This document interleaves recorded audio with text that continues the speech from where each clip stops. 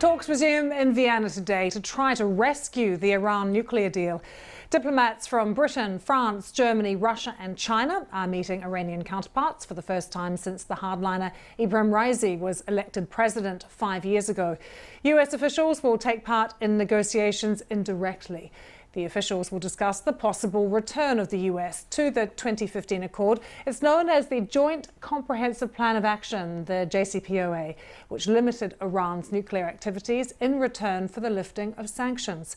Iran has violated key commitments since then. President Donald Trump pulled out in 2018 and reinstated US sanctions. President Biden, though, is willing to lift them if Iran reverses the breaches.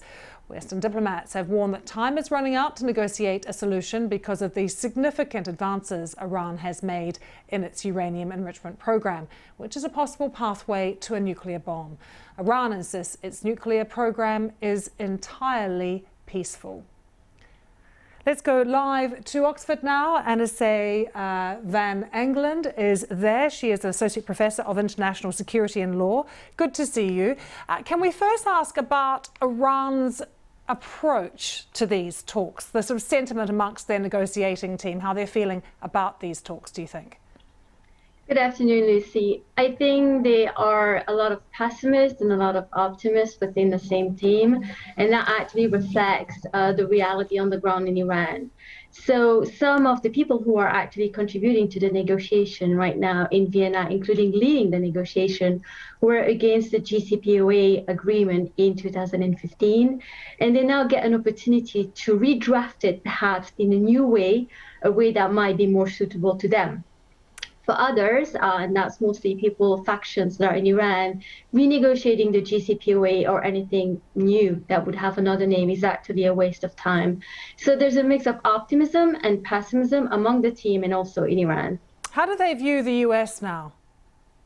There is a lack of understanding of why President Biden took so long to turn towards Iran, and that could also explain why the Iranians were so slow after to actually engage with further talks. There's also a bit of a misunderstanding about what exactly the Biden team wants on the ground from the Iranian and what is actually feasible. So one of the big issues is regional security.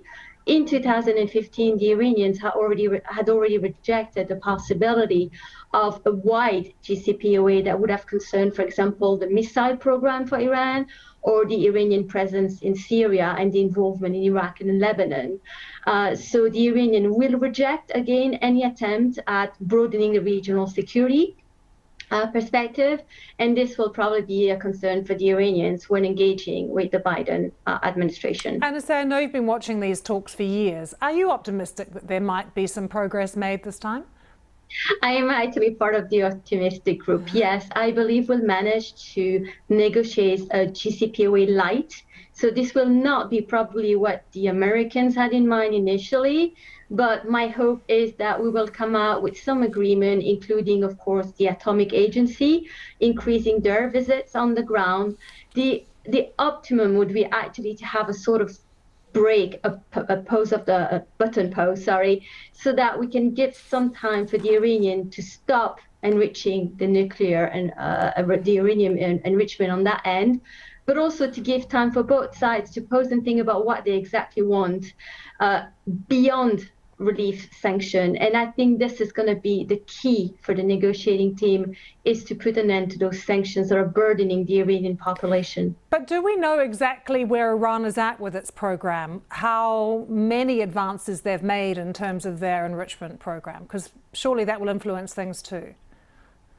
The current situation is set as 60% uranium enrichment, which is much higher than what had been planned in the initial JCPOA.